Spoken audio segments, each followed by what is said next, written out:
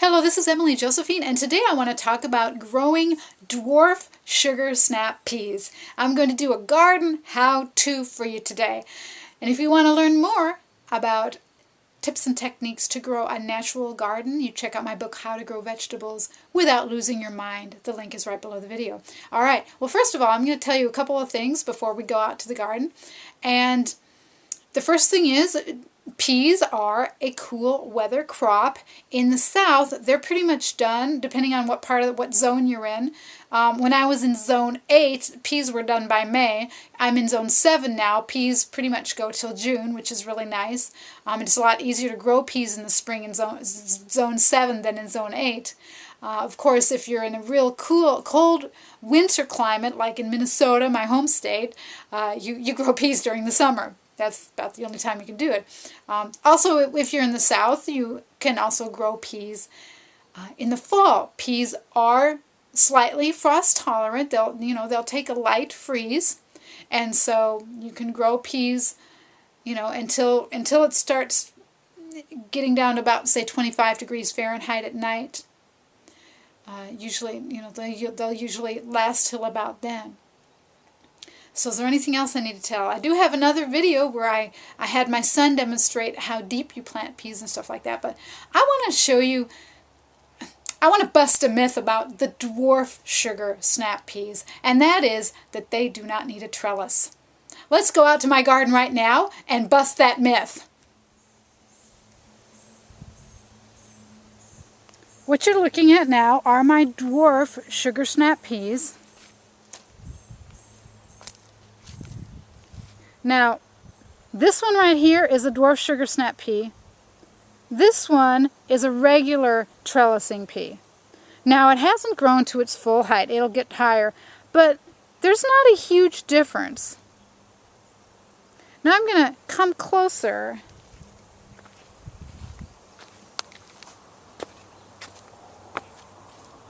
And show you what I mean. The myth that we're going to bust. There's a clothesline we bought at Lowe's that we're using for trellising. It's nice and sturdy. But look how tall it's gotten.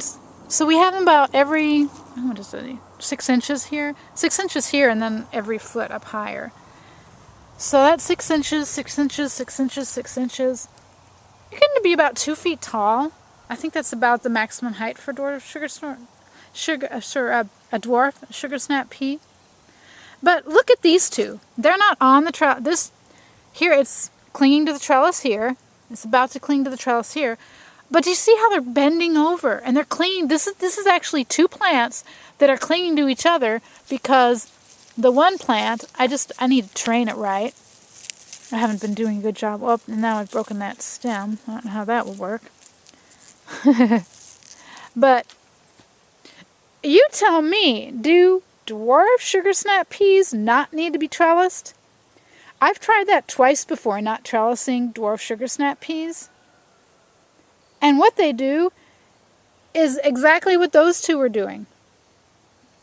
They get so tall and they bend over and then they wrap their little tendrils around each other, and you end up with a big mess. They still produce all right, but it's harder to find the peas. It's a mess. They're all tangled up. If you're going to grow dwarf sugar snap peas, it's nice because they grow fruit. They grow the peas 2 weeks earlier than the tall peas. You'll start getting production from the dwarf peas 2 weeks sooner than from the regular peas. But if I were you, I would trellis them. Just set up something like this, clotheslines, something else, or or maybe the teepees you might have seen in gardening books. Something that they can grow up on and cling to. So again, dwarf sugar snap peas, delicious, right off the vine. This one will be right there. Perfectly sweet for eating and crunchy. And this one over here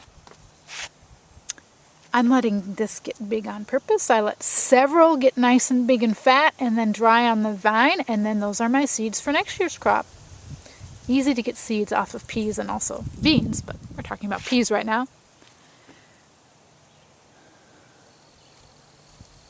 Grow them when it's nice and cool, not too hot, but not too cold either.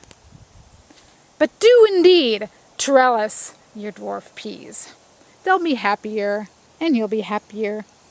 If you'd like to check out my book, How to Grow Vegetables Without Losing Your Mind, just click the link right below this video. Thanks a lot for watching. I'll see you next time. In the meantime, take care and eat lots of healthy sugar snap peas.